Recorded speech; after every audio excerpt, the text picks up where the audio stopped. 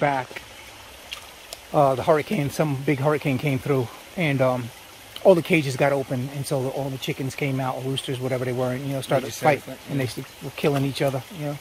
And when the time he got back, they were all dead. Yeah. Oh, that's what happened. There's in Puerto Rico.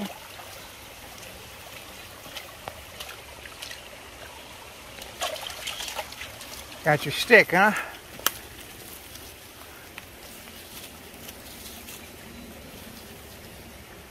So what were you saying about Puerto Rico? At Thanksgiving, they have a special, it's like a Royal Rumble.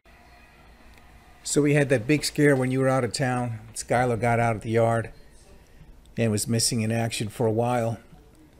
Fortunately for me, when I finally looked at my text messages, she had already returned home. So I got both text messages at the same time. Now, that was a Friday night at 9 o'clock when she disappeared. When something like that happens, guys, definitely, pick up the phone and call me. I'll go out there with Zulu, and, we would have found her, no problem. Other than that, you might want to look at an electric fence. I've never used one, but I have friends that have used them, and they all, swear by them. So if there's any type of, and some of these people don't even have, real physical fences, right? All they have is the electric fence, and it works great. So if you have a possible opening back there in the yard of the fence that she's getting out, an electric fence would probably, help a lot. But again, especially with you guys being out of town, 9 o'clock at night, it's not that late. Yeah, you could have called me, and we would have taken immediate action on that.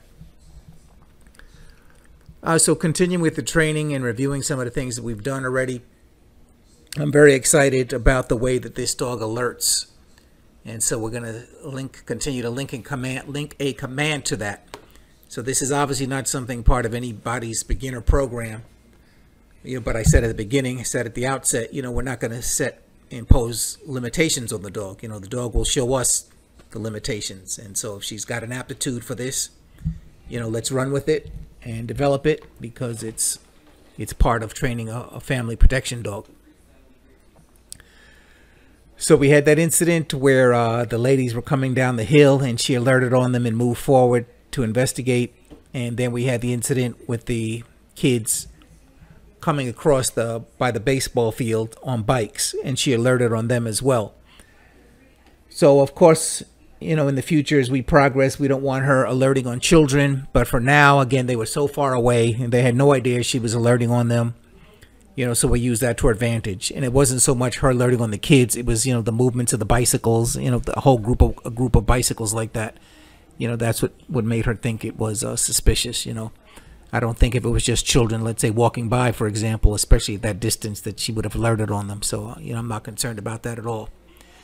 And so then I came out the last time and tried to disguise myself and came out in a very suspicious manner. And sure enough, she alerted on me. I would like to see her get up, though, and actually move forward, to investigate. And I'm quite sure that is going to happen in the future as her guard instinct becomes stronger and stronger, and we can all expect that's exactly what's going to happen. That guard instinct will become stronger and stronger with time. And now the other thing is also, we don't know if she actually fell for my disguise, right? She could have actually known that it was me, which is why she didn't get up and come hard charging towards me or whatever. So, we also got to keep that in the back of our mind. So we'll continue to work on that. But it brings up the issue of, what's the proper temperament for a family protection dog? And if you go online, you hear a lot of crazy things. I know one channel that I subscribe to, that I like, Robert Cabral, he said that protection dogs should be friendly, which is outrageous. And right there, that tells you that he's never trained a protection dog. But the guideline that I like to use is, what's appropriate for a human bodyguard, right? What's the proper temperament for a human bodyguard? And I've been a human bodyguard. So the human bodyguard be friendly? No, he should be suspicious of strangers, especially if you got, whatever type of client you're protecting, a celebrity or something. You can't be friendly with every stranger that comes up and wants an autograph, take a picture, wants to shake hands or whatever, because, basically that's your job, is to be suspicious of strangers so you can protect the client. But at the same time, human bodyguard, you have to have social skills, because once those people get that first drop of alcohol in them, like if you're working at the club and that alcohol hits them and they start acting crazy, it's not about beating up a drunk, right? But if you have social skills and communication skills, you can talk the person down and talk them out of it, and that is much preferred. So again, we want a dog that is somewhat suspicious of strangers. All right. So this brings up another issue, which is socializing a protection dog, and I can tell you what I've done with Zulu. So I got Zulu at exactly 8 weeks and 1 day old, and at exactly 8 weeks and 1 day old, we started the socialization process. And by socializing, we're talking about introducing the dog into human society and integrating the dog into human society through exposure to a wide range of people, places, things, sights, sounds, and smells. We want the dog to see 1,000 different scenarios that do not constitute a threat, so that the dog has a good understanding as he matures of what constitutes a threat and what does not constitute a threat. And I say I started immediately with Zulu because I'm not someone that believes that the dog needs 50 million vaccinations before he can go out into the world. But what I did do when we took him out, like if I took him into a store or something, I would line he'd be in the shopping cart, and I would line the shopping cart with newspaper in case he had an accident. And that's the way we traveled and went out and about. Now, for the first, if I recall, it was the first 5 months of his life, anybody was allowed to come up and pet the dog. Okay. At no time was anyone outside the family allowed to feed him. And at no time was anybody outside of the family allowed to give him an obedience command.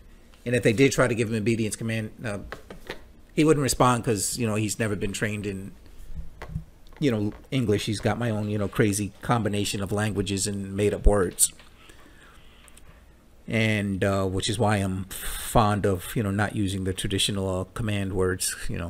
So now, after 5 months, I cut off the petting from outsiders. So now at this point, nobody outside the family is allowed to pet him either. All right. And I maintained that do not pet rule until he was 2 years old, at which point anybody is allowed to pet him again. So now he's 3.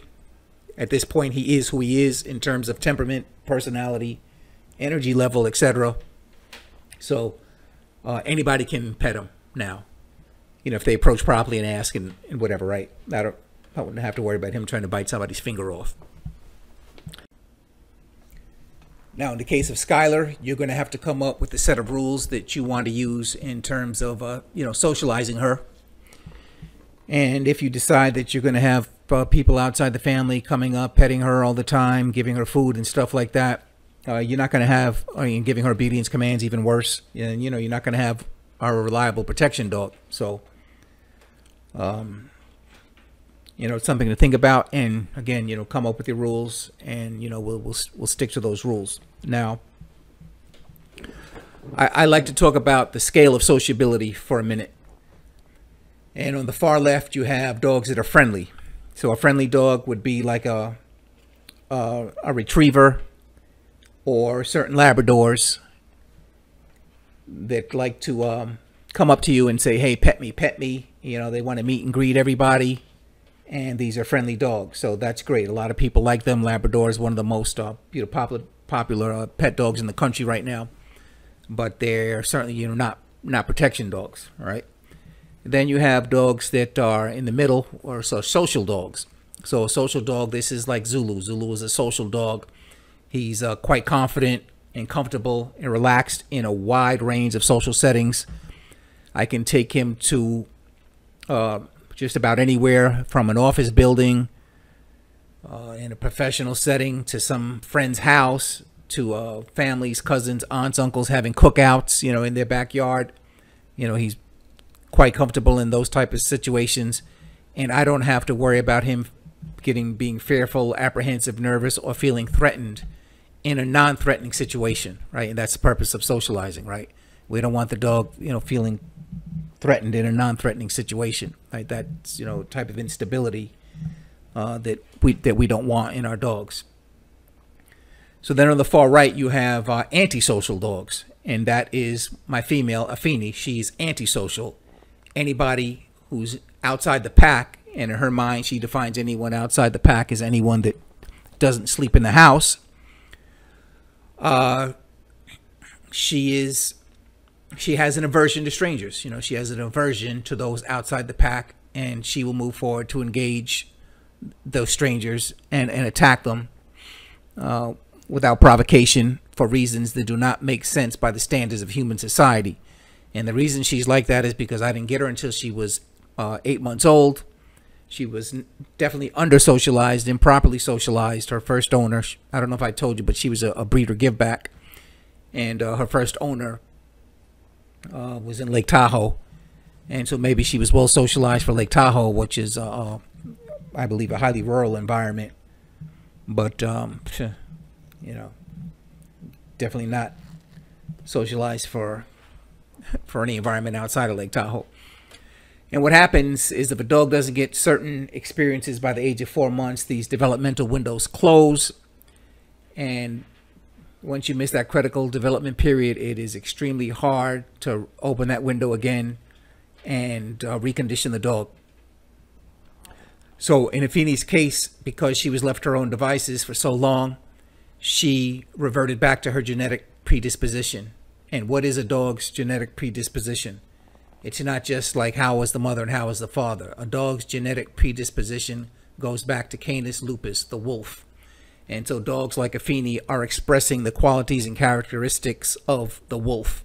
If you've ever been to the wolf sanctuary in Lidditz or seen wolves at the zoo, like Claws and Paws in the Poconos is a good example. They have a pack of wolves up there, and you'll see those wolves are skittish. They are suspicious of anything new. And that type of mentality, that type of temperament, that type of thinking, helps them to survive in the wild. If you go to Claws and Paws again, you see them, you go up to the cage, the wolves are all going to move to the back of the cage, right? Of their enclosure. I shouldn't call it a cage. It's, pretty big size, enclosure or whatever. So that's that on that subject, all right? So we're going to nail down this laying down thing that she's been struggling with a little bit. We're going to nail that down. We've been having good success with her in one situation, and the stay command as well. But we can't assume that, okay, she's out of the woodworks on that now, because we've got to increase the distance. We've got to increase duration. We've got to increase the distractions, and we've got to change locations and settings. And that way, whether or not, hey, she really, has this command down pat or not. So we're going to continue to work on that, on laying down. We're really going to nail that down this week. Today's Saturday, so I guess next week, this, coming week or whatever. We're going to work on the touch pads again. I'm going to introduce the puppy bite sleeve. I'm going to continue my approach as a suspicious stranger. And if you guys have time for it, I'm a big believer in the long walk. So we'll go on the walk again.